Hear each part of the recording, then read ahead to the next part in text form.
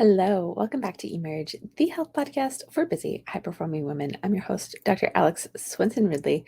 Today's episode, I am actually replaying for you what I originally did as a Facebook Live in our free group. If you're not in there, get in there. These are the kind of conversations that we embark on and engage in. But I was humbled, we'll say, by the response that I got to this conversation and just kind of sharing my own journey around this idea of trusting ourselves. And do we trust ourselves? As I talk about, just had kind of a confrontation and a breakthrough in this arena recently. And I'll be honest, it's a very transparent share and conversation, but I wanted to put it in this space as well because I think it is an important thing to examine is, how in touch we are with our feelings and if we actually feel them or if we just analyze them.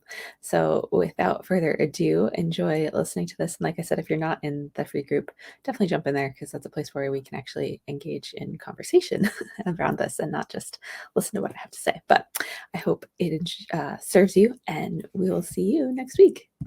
Hello, everybody. Welcome to Wellness Wednesday. Lovely to see you all.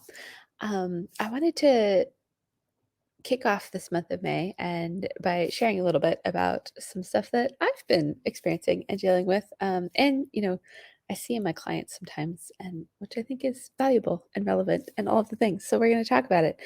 And what that is, I have a question for you, which is, are you super analytical and are you constantly intellectualizing and analyzing your emotions? The reason I ask this, I actually have a coach. I have several, actually. Being coached is always a good thing. And that's a large part of what I do now, around health. And so I have coaches around business stuff. Honestly, they all go together. And I've been going through feeling stuck, and through my meditation practice that I've gotten really into doing, have been unearthing a lot of things.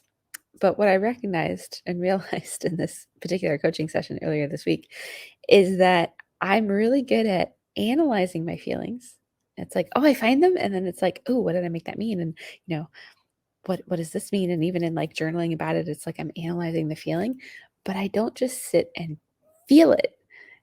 And so I had this coach really push me to get out of my head and just allow myself to feel. And what ended up happening, which needed to happen and been needed to happen for a long time, I hadn't cried since January of 2020. I can actually keep track of these things because it's so infrequent. And, she got me to a point where I was able to cry and just release some stuff that I hadn't been able to.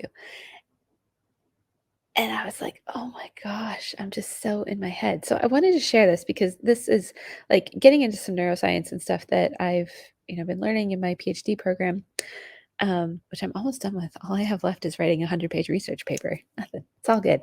But in any case, the things I've been learning and putting together, like Joe Dispenza, and I've done a lot of his meditations, and he was one of the instructors in my course. So kind of learned a lot from him, but he's also a big neuroscience guy, as well as a former chiropractor. He talks about our thoughts are the language of the brain, and feelings, emotions are the language of the body.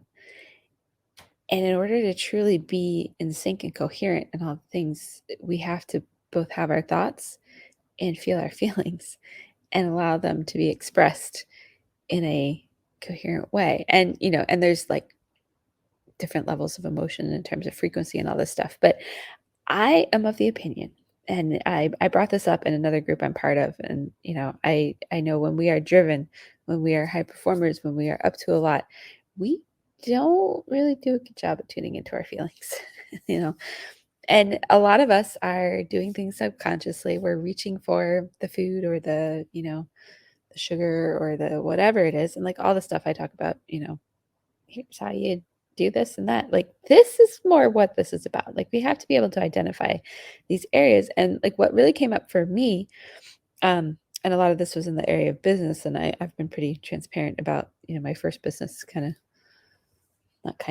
ended up ending in a tough situation and in a tough way.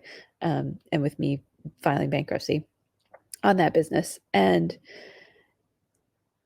what I got from the conversation around that, because I've had this like fear of growing again, of having employees again and having people dependent on me. And, what's underneath all that is not trusting myself. And I was like, oh, like it still is like, oh my God. Um, but it's also so freeing because, once you make those connections and start to see that not from analyzing, like you have to let yourself feel. So I sat, I let myself feel, I, cried if I needed to, I journaled, I did the things I needed to do. And I was able to release it rather than just analyzing it. Because when we just analyze it, we don't really actually get anywhere. And this is where, talk therapy is great, but a lot of times you're just talking about the thing and you're not either experiencing, feeling it and letting it go or taking any action to really move you forward. It's like, oh, we're just going to talk about the thing. And as women, we love to just talk about the thing because that's one of the ways we release stress as well. But what I wanted to, this is going to be super quick today because I'm still processing some of this stuff, as you're listening to this, like looking at your relationship to yourself and your health journey. Do you trust yourself? That's like really the question right there. Like, do you have faith and trust in yourself to either make the good choices or do the thing, or do you constantly let yourself down or, have a negative dialogue running in your head about whatever you're doing? And if that's the case, what's really driving that? Like, what is the underlying belief or the unconscious thing that is driving you to, you may have the best intentions in the world. You may know all the things to do. If you're not doing them, or it's not going the way you want it to, or it's not progressing you forward in some way, chances are very high that, like me, you have some unconscious programming running under the surface. Because, like, not trusting myself, I don't even remember a time when I actually did. And it's kept me from ever feeling truly happy or like, and I actually looked up and journaled about what does trust mean? Because when I thought about like, what does it feel like to trust myself? I have no freaking idea. I'm like, feelings? What? Who? Huh? And I know I'm not alone in this. So, asking yourself, like, what does that mean? What does that look like? Who's a trustworthy? What does it mean to be trustworthy? What does a trustworthy person do? What in being trustworthy is like, someone that you can rely on and count on and um, that they're honest and all those things. And I'm not saying I'm not those things, but like my experience of myself, and this is where I've always felt, and a lot of my clients have come up with this. We're being really transparent today, so I hope you enjoy this.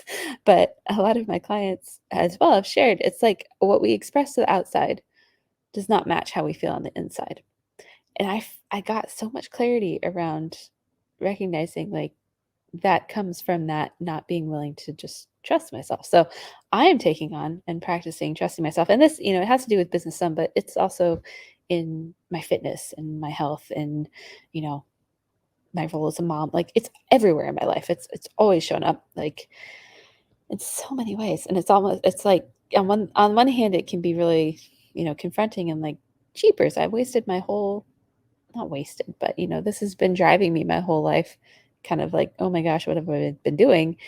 And at the same time, it's super liberating because it's like now I get to choose something different. I get to bring that conscious and to my conscious awareness and catch myself when I'm in those places or in those dialogues or letting that side of myself, that emotion, essentially run the show. And I can choose something else. And it's really exciting and really cool. And maybe next week I'll talk more about how you actually start to do that. But I guess we're doing an emotions theme this month. Why not? They're good.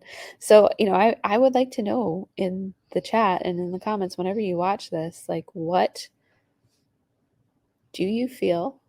Do you honestly check in with yourself and just say, what do I feel right now? None of us. I would imagine very few of us do. If you do, awesome. And I want to hear how that goes and how you how you stay connected with yourself to do that. Number two is, are you overanalyzing everything? There's actually someone sent me a book called Trust Yourself and Stop Overanalyzing It or something along those lines. I'm going to read it. But, are you just thinking about all your feelings rather than just allowing yourself to feel them? This is key because allowing ourselves to feel is part of what allows us to release and allows us to increase our vibrational frequency, which then allows us to heal. And there's all this great stuff that goes into this. So those are the two questions. And then I guess the third one would be like, if you've got one of these kind of negative things that's running in the background, and some of us might need a push. Like I needed a coach to say like, hey, you're really cerebral right now, more or less. She said it in a nice way, but it was like, can you just connect to your heart? So ask yourself, like, can I just connect to my heart? And then with whatever you feel, if it's negative, like what's the opposite of that? And what would it feel like to be that person instead? So you want to ask yourself all of these. Like I said, we're going deep today. This is more the kind of work that I do these days. We talk about food and all that stuff, but I'm about helping you actually make change. And this is where that comes from. Because as long as this programming is running us, you can try every diet and do everything. And, all of the stuff, it's still not going to move the needle in terms of getting you back in balance and feeling good and all of that. So hopefully this makes sense. With that, we will see you next week on Wellness Wednesday.